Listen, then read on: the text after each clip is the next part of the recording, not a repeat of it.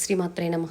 2026 వరలక్ష్మి వ్రతం అనేది ఆగస్టు 21 శుక్రవారం అయితే మనకి వస్తుందండి. శుక్రవారం పూజ అయిపోయిన తర్వాత పీఠం ఎలా కదపాలి, తోరణం ఎప్పుడు విప్పాలి, కలశంలో ఉండే వాటర్ ఏం చేయాలి, ఉద్వాసన ఎలా చెప్పుకోవాలి అనేది నేను పెద్ద వీడియో ఇందాకలే చేశానండి. ఎవరికైనా నచ్చితే పైన లింక్ ఇస్తాను, దానిపైన క్లిక్ చేస్తే వీడియో అనేది ఓపెన్ అవుతుంది. మంచి ఇన్ఫర్మేషన్ అయితే అందులో ఉంటుంది. చాలామంది మార్నింగ్ చేస్తారు, ఈవినింగ్ చేస్తారండి. ఇదివరకు నేనైతే మార్నింగే శ్రీకాకుళంలో ఉండేటప్పుడు చేసేదాన్ని. హైదరాబాద్ వచ్చిన తర్వాత ఈవినింగ్ అయితే పెట్టుకున్నానండి.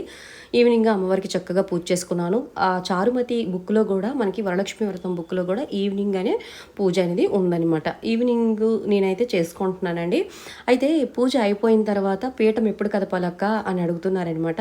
అందుకే ఇందాకలే పెద్ద వీడియో అప్లోడ్ చేశాను, క్లిక్ చేయండి. మంచి ఇన్ఫర్మేషన్ అయితే ఇచ్చాను. అలాగే ఇందులో కూడా చెప్తానమాట. అయితే అమ్మవారికి మనం పీఠం కదిపేటప్పుడు మాత్రం ఖచ్చితంగా మనము పంచోపచార పూజ అనేది చేయాలి. అంటే ధూపం, దీపం, పంచోపచారాలతో చిన్నగా పూజ చేయాలి. అంటే ధూపం, దీపం, గంధం, పుష్పం ఇలా నైవేద్యంతో మనం చక్కగా అమ్మవారికి పూజ చేసి అమ్మవారికి ఉద్వాసం చెప్పుకోవాలి. ఉద్వాసన ఎలా చెప్పుకోవాలనేది పెద్ద వీడియోలో చెప్పానండి, ఒకసారి వెళ్ళి క్లిక్ చేయండి.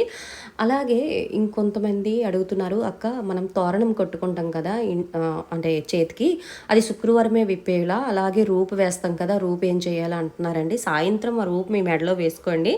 అది ఒక రోజంతా మీ మెడలో ఉంటే చాలా మంచిది. ఆ తర్వాత పుస్తులకి మీరు చక్కగా పెట్టుకోండి, లేదంటే మీరు దాచిపెట్టుకోవాలన్నా దాచిపెట్టుకోండి. కొంతమంది ఎక్కువగా తాలిబొట్టుకి పెట్టుకుంటారనమాట.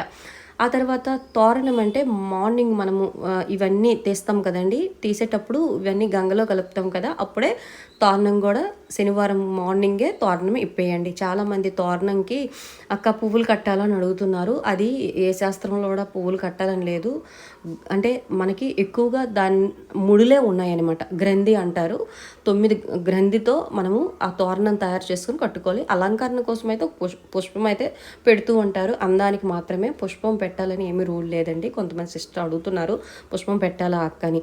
ఆ తర్వాత ఇగోండి నేను ఇప్పుడు చూపించిన విధంగా చక్కగా ముందుగా గణేష్ని చక్కగా కదపండి. ఆ తర్వాత కలశాన్ని కదపండి. ఆ తర్వాత పీట చూడండి, పీట చాలామంది వెనక్కి తోసేస్తారండి. ఇగోండి నేను ముందుకు తోసి వెనక్కి తొయ్యాలన్నమాట. అలా కదపండి. ఆ తర్వాత ఫోటో, అమ్మవారి ఫోటో కూడా 3 సార్లు పైకి కిందకి ఎత్తండి. ఆ తర్వాత అన్నీ తీయండి.